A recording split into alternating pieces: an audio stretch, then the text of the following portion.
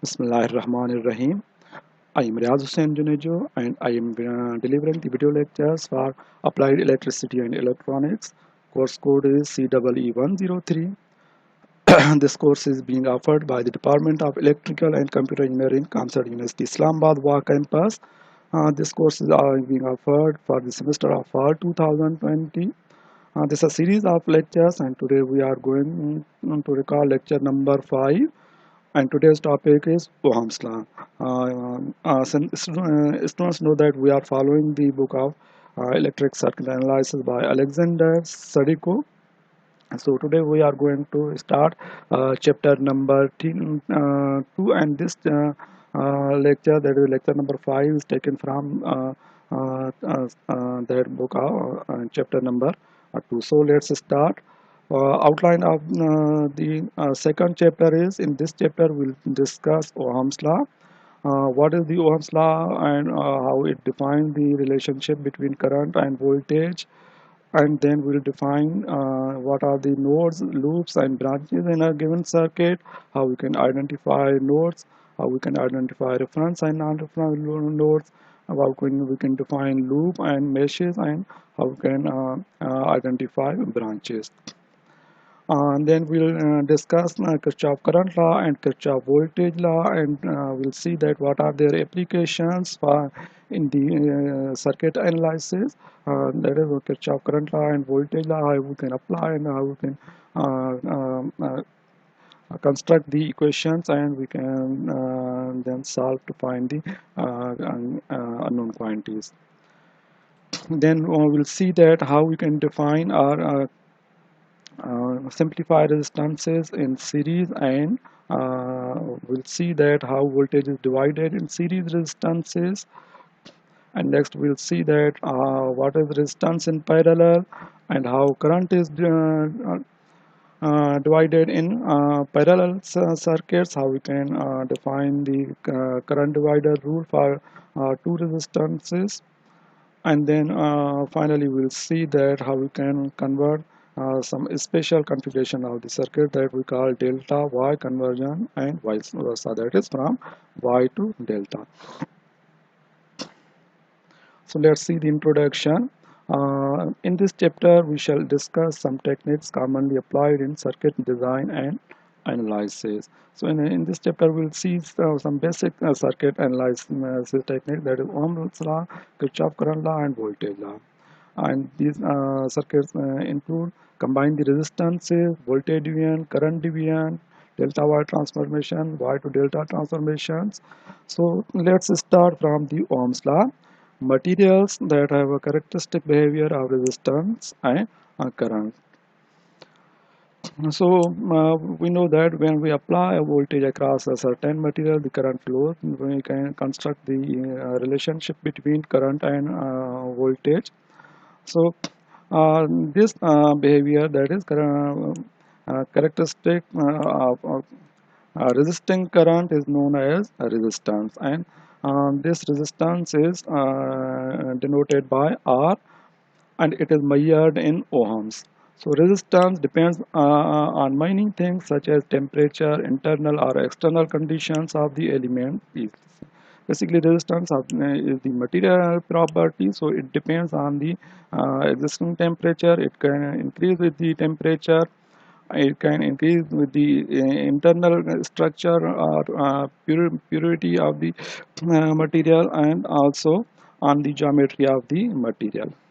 So just like, let's suppose we have a material, its cross section area is, let's suppose, A, and every element or material has a certain specific resistance, and we call that resistance as resistivity. Also, let's suppose that length of the conductor that we want to consider is L. So actually resistance of any material depends on the geometry of the material. So if, let's suppose, L is the conductor length and A is the cross section area, then R, that is resistance, is equal to specific resistance L divided by A, where rho is known as resistivity of the material in ohms meter.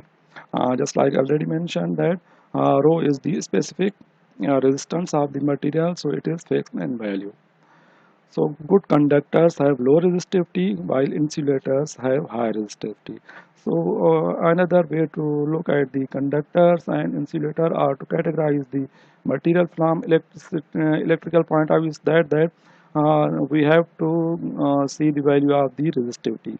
Insulators have a larger value of the resistivity and conductors have the very small value of the resistivity. So resistivities of some common materials is shown in the this diagram table.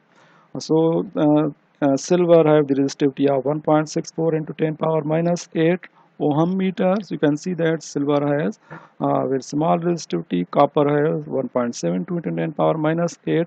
So you can see that copper has somehow larger resistivity as compared to silver. So we can compare that which conductor is better in between silver and copper. You can see that silver is actually better conductor than the copper. Aluminum has 2.8 into 10 power minus 8 ohm meter resistivity. Gold is 2.48 into 10 power minus 8. Carbon has 4.0 into 10 power minus 5. So we use silver, copper, aluminum and gold as a conductor. But you can see that carbon and germanium, they have moderately large value of the resistivity. So they are used as a semiconductor just like silicon. Silicon has still some larger quantity, that is 6.4 into 10 power 2 ohm meter of the resistivity. So this is also used as a semiconductor. Next paper, it is a very large value of the resistivity, that is 10 power 10. So it is well-known insulator. Similarly, mica, glass and Teflon have very larger values of the resistivity. So these are the insulators. So Ohm's law. So the circuit element used to moderate the current resisting behavior of a material is called a resistor. So a resistor is a simple material that is used to model the relationship between the current and voltage. So it is denoted, or the symbol for the resistor is this, just like a spring. It resistor is a two-terminal device. One can be labeled as a positive and other can be labeled as a negative. So let's suppose the current I flow through this resistance, and R is the resistance, and applied voltage is V. So we can see from experiment that current I flows through a resistance R, and it is directly proportional to the applied voltage. That is, if we increase the voltage applied, the current will be increased.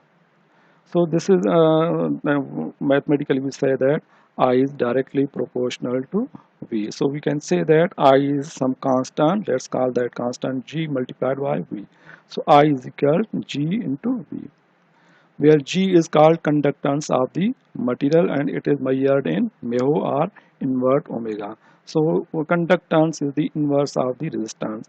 So we can define conductance as the property of a material to offer ease to the flow of the current. So conductance is a scalar quantity, and it is defined as the ability of a material to help current in flowing through that material.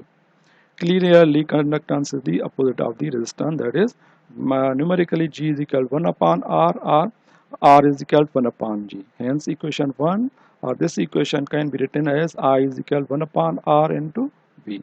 So V is equal to IR. So this is actually Ohm's law, that is voltage is equal to current multiplied by resistance. We can also write equation 2 that R is equal V upon I. So this is another method of measuring the resistance, that if we have a known resistance and we applied a known voltage and known current, and we can measure the current flowing through this resistance, then ratio of voltage and current will be equal to resistance. So we can find or measure the resistance in that way. Specifically, the device that measures the resistance in a circuit is known as ohm meter, and ohm meter is always connected in unexcited circuit. That is, when all the voltage sources and current sources or active sources are disconnected from the circuit.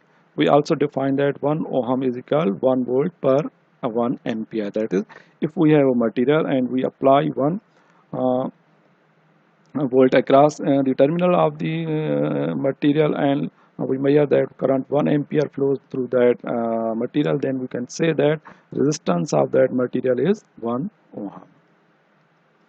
So remember that to apply Ohm's law, careful attention should be paid to the current direction and the voltage polarity. This is very important, that current direction and polarity should be considered before applying Ohm's law.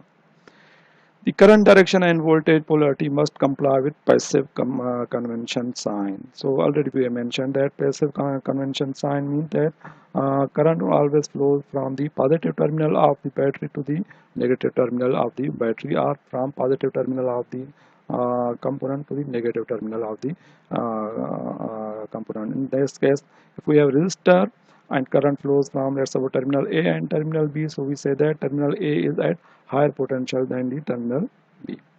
That is, current flows from positive potential to lower potential point, that is V is equal to plus IR in this case, otherwise V will be equal to minus IR. That is, if current flows from negative to positive terminal, then voltage applied will be negative, voltage will be positive if current flows from positive to negative terminal.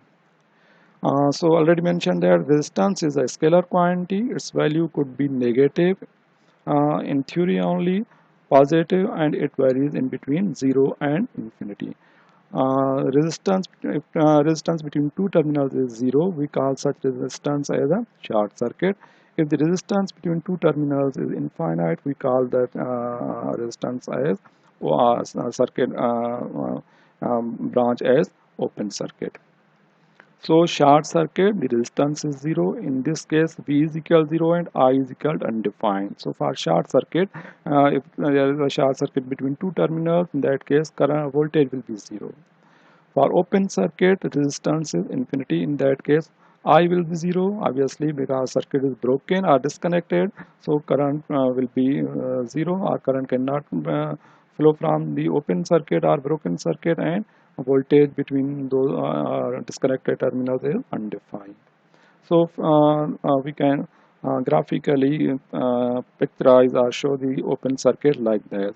There is open or no path from this point to this point. So in this case, resistance infinite, current is 0, because obviously from this point there is no circuit, so current cannot flow.